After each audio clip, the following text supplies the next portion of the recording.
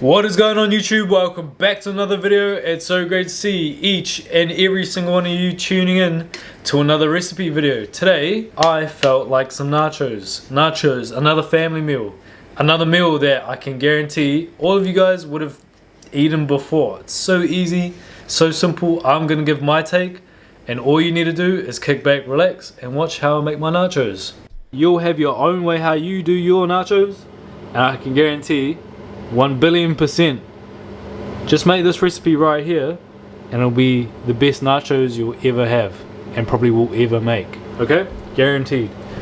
I'm gonna be making it in a cast iron pot today. Decent amount of olive oil goes in and we're loading it with some veg.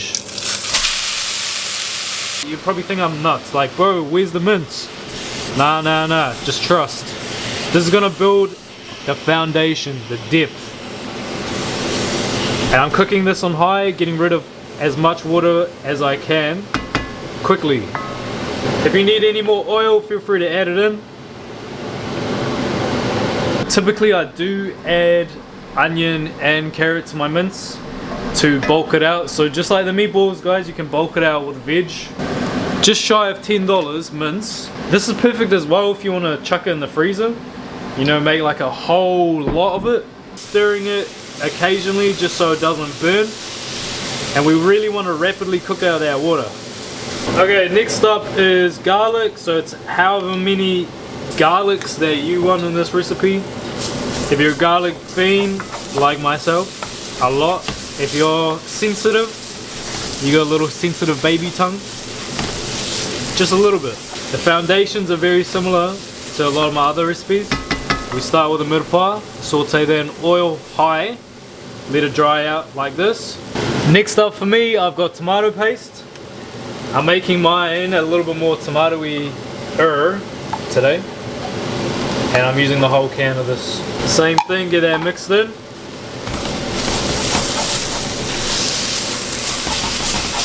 Next we're going in with all our mince. Just show that guy in. Make sure to get the mince incorporated with all the vegetables and the tomato paste. I'm still cooking this on medium high too, by the way. Yeah, I like to give it a little bash to break it down. After about 2 minutes, our mince should get finer in consistency as well as lose some of its water content. I'm using Uncle Simon's Mexican ones. But I mean, there's like Old El Paso, those ones are good. Pamela's, who else? Master Foods, like they're all good and they're cheap. If you wanted to make it yourself, let me know and I'll drop my recipe.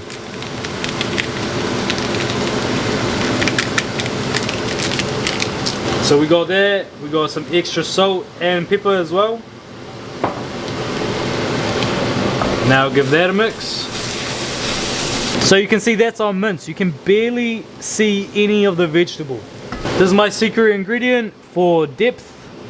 The king himself makes an appearance. Just this much. You don't need a lot. Lick the spoon if you're brave. And look, this guy just needs 1 can of whole tomatoes and then it's ready to simmer for about 15 minutes. Then that's our nacho mince done. You can even say general application mince. This can be a bolognese mince. This can be a wrap mince. This can be a pie filling, bro. This can be a mince stew. General application mince. Matt's general application mince. A little bit of water in the can, chuck it in. Lower the heat down to 2, medium low-ish.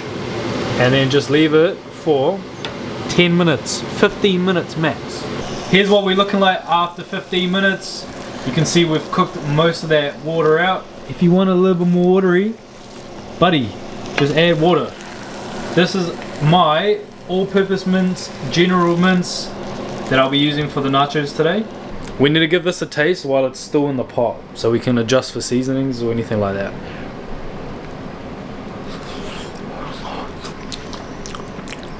Yum. Yum. That Mexican seasoning is pretty nice, eh? Shout out to you, Uncle Simon. You absolutely nailed all of these flavor shots that I've had. We're gonna truly beef it up with Drumroll. Black beans. These are so good for you. It's ridiculous how much they slept on.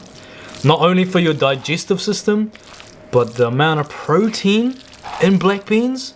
Oh my god. And the best part about them is they're delicious. Got that slow releasing carbohydrates. And if you like chili beans, feel free to add chili beans. It's like a bean medley. But in every serving you'll have a look.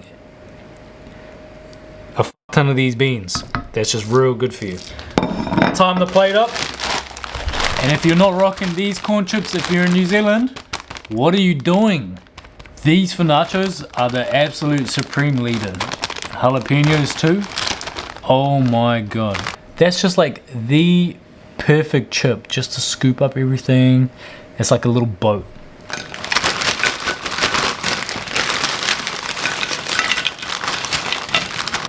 Next is our mince.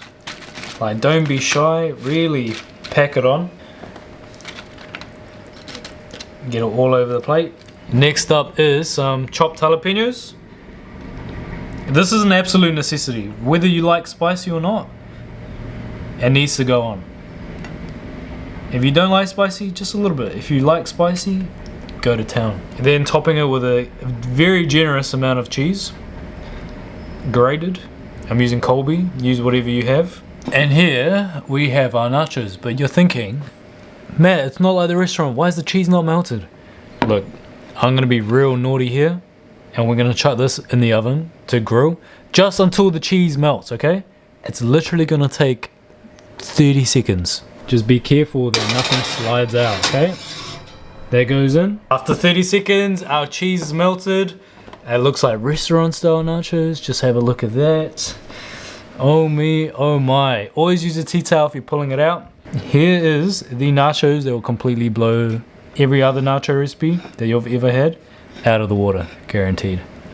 An absolute generous dollop of that delicious sour cream. No calorie spared, no calorie wasted.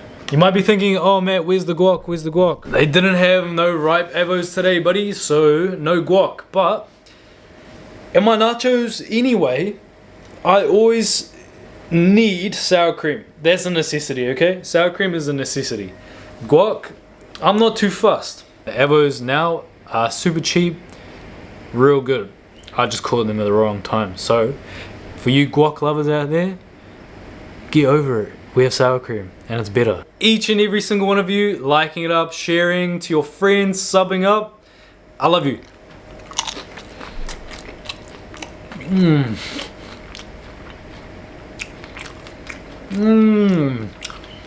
Yum.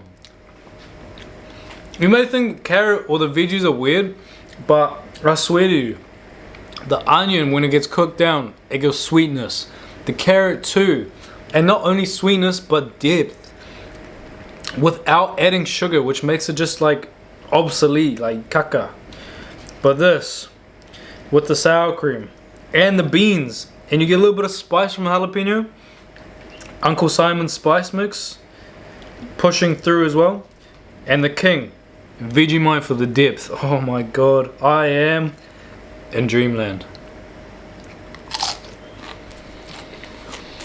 This is a real mean friend food.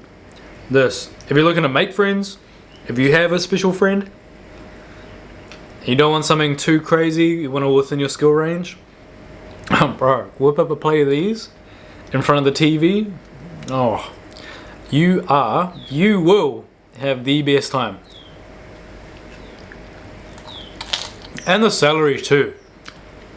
Look, it's a sofrito, it's a mirepoix, but whatever it is, it's just boosting the fuck out of that aroma. It's so aromatic. And you know, the Mexican cuisine uses warm spices like cumin, coriander. It's just super fun party in the mouth. I've still got this much left.